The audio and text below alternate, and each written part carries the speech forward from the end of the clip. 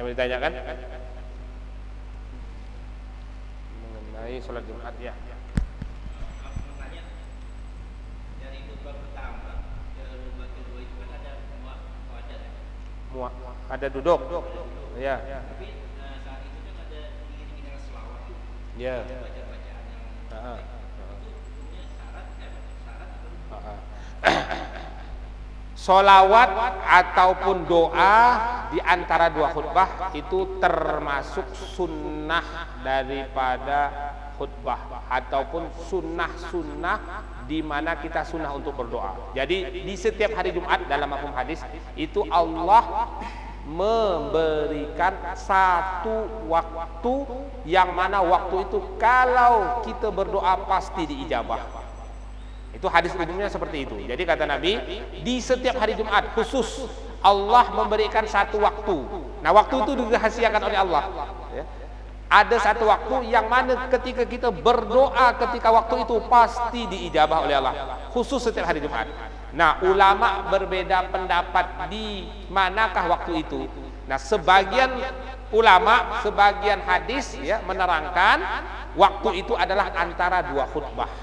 Makanya setiap dua khutbah ada doa. Ya kan, Allahumma sholli ala sayyidina Muhammad atau sholawat. Nah, paling bagus ya kita doa. Jadi ketika antara khutbah pertama dan khutbah kedua, ketika imam tu duduk, khotib tu duduk, nah itu kita usahakan kalau bisa doa. Karena kata Nabi, di antara waktu dirahasiakan itu, waktu yang makbul, ada satu waktu yang makbul untuk berdoa dan doa pasti diterima, itu adalah di antara dua khutbah. Nah, makanya sebagian masjid ada yang praktikkan biasanya doa atau sholawat. Tapi yang paling bagus berdoa. Jadi kalau di masjid-masjid biasanya daripada kosong bengong diam diisi selawat, tidak masalah. Tidak masalah kan, Allahumma sholli ala sayyidina Muhammad, Allahumma sholli ala Muhammad. Sebenarnya yang paling bagus doa. Karena kata sebagian ulama itu tadi, waktu yang makbul itu adalah di antara waktu makbul yang dirahasiakan oleh Allah itu adalah di antara dua khutbah. Nah, itu waktunya singkat. Nah, itu kalau bisa kita doa. Terserah minta apa saja boleh. Minta tambah anak, minta tambah rumah ya. Minta tambah duit boleh. Ada lagi yang lain? Ya. Iya, iya alhamdulillah. Ya. Apakah termasuk? Sama, yang penting menggunakan kata-kata hamdun itu. Yang penting kosakatanya adalah kosakata hamdun. Boleh alhamdulillah, boleh innal hamdalillah, ya. Boleh ahmadullah, boleh. Yang penting kata-kata hamdun, tidak diganti dengan kata-kata lain. Ada lagi yang lain?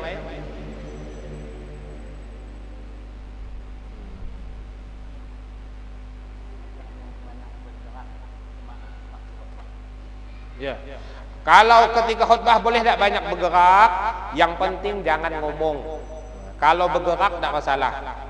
Bergerak yang penting jangan terlalu banyak, Kak. Kalau bergerak terlalu banyak bekerja dan mengganggu orang. Bergerak sekiranya hanya menggerakkan badan, ya kan, kadang-kadang letih bersila, tidak masalah. Yang menggugurkan pahala Jumat itu ngomong. Bahkan makanya setiap hari Jumat, setiap sebelum khutbah, khotib naik ke atas mimbar itu Muroki Bilal selalu mengingatkan, ya. Apa hadisnya? Angsitu wasma'u, dengarkanlah dengan sungguh-sungguh. Apabila ngomong fakot lago, jadi mengingatkan orang, hei diam, itu aja tidak boleh. Jadi kalau ada orang diam, kalau ada orang ngomong, kita tidak usah ingatkan diam kan? Kita mengingatkan, hei diam, itu juga tidak boleh, menggugurkan pahala Jumat. Jadi pahala sholat Jumat yang begitu besar tadi gugur karena berbicara. Sama sekali tidak boleh berbicara. Bahkan kalau bisa tawajuh, tidak usah bergerak-gerak. Bahkan dalam riwayat yang lain bukan hanya ngomong, waman masal hasso pakot lago, kata Nabi. Siapa yang mainkan batu, main-mainkan batu, maka juga main-mainkan tasbih, juga hilang pahalanya. Karena ada riwayat yang lain. Karena di zaman Nabi itu lantai itu dari batu. Jadi ada sebagian sahabat mungkin ketika sholat main, ada yang pegang-pegang batu kali, maka keluar hadis itu. Waman masal hasso, kata Nabi, pakot lago. Kok ketika khutbah kalau bisa tasbih pun tidak usah diputar. Tawajuh dengarkan. Bergerak-gerak pun jangan terlalu banyak. Kalau hanya sekedar meluruskan pinggang, meluruskan kaki, sikit-sikit tidak masalah. Tapi kalau selain itu, kalau bisa jangan. Karena ada hadis itu tadi, siapa yang memegang kerikil, maknanya memegang tasbih pun, nah itu bisa menghilangkan pahala Jumat. Bukan hanya ngomong. Jadi kalau bisa tawajuh. Tapi juga jangan sampai ngantuk. Karena syarat sahnya Jumatan minimal 40 orang harus mendengar. Misalnya jemaahnya ramai tapi tidur, yang mendengarkan 20 orang mah juga tidak sah Jumatannya. Jangan sampai tidur juga. Tidur boleh, pastikan dulu 40 orang lebih ada tidur. Kalau kurang dari 40 tidur, kita pun ikut tidur sebab tidak sah. Karena minimal tu 40 orang harus mendengarkan. Kalau memang bisa dihitung loh. Kok tidur. Tapi kalau kira-kira ragu-ragu, nampaknya orang ni tidur. Jangan kita tidur, Jumatan tidak sah.